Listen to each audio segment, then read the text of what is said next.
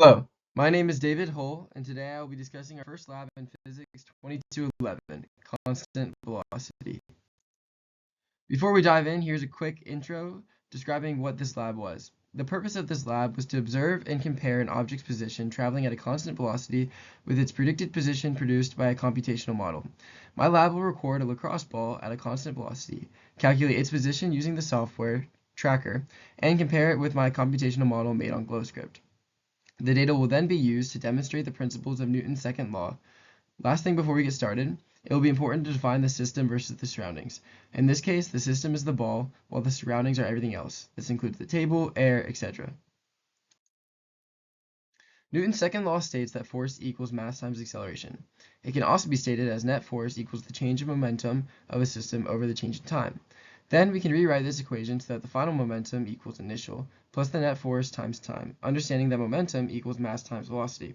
We can then produce the velocity update formula located at the bottom of the screen. This formula proves that when the net force of an object is zero, its velocity does not change. Procedure. I first recorded a video of a lacrosse ball rolling at a constant speed across a flat surface. Once the video was recorded, I placed the video into Tracker and found the ball's position frame by frame over set time periods and then graphed this data in Excel. After this, I went into GlowScript and created a computational model of the ball's predicted position using the starting code given to us prior to the lab. Once I had both graphs, I compared them and made conclusions about the lab. Here's a video of our lacrosse ball. I hope you enjoy it.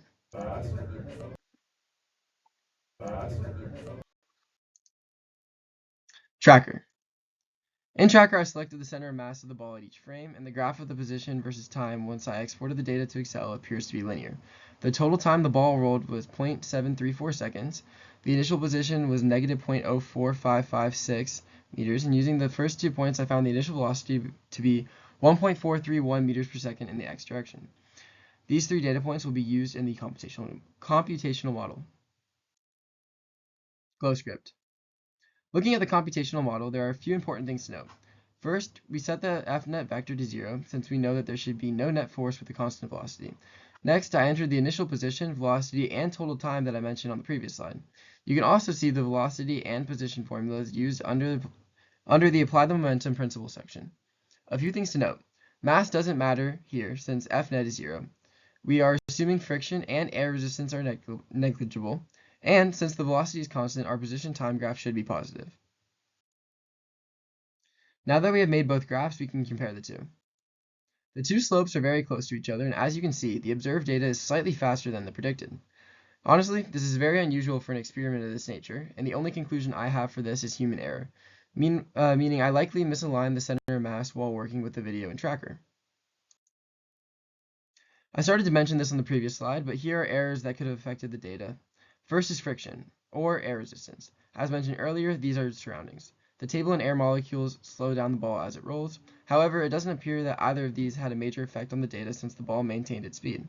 Rounding errors are also common in any experiment, but the most likely error, as denoted by the exclamation mark, is the position tracking in Tracker, as I mentioned on the previous slide, where I miscalculated the center mass. Lastly, here are some questions to consider after the lab. What would happen if the axis of the Tracker data were flipped? Meaning we interchange the positive x and negative x. The only difference in this would make is that the final slope would be negative. The rest of the lab and physics behind it would stay the same. Is it possible to identify how many forces are being added together to give zero net force? In our computational model, we are assuming friction and air resistance are negligible. So the two forces added together are the normal force of the table on the ball and the force of gravity. In the observed model, forces in the x direction mentioned earlier in the video and shown by the graph tell us that the net force is not zero. Thank you all for listening, and have a great day.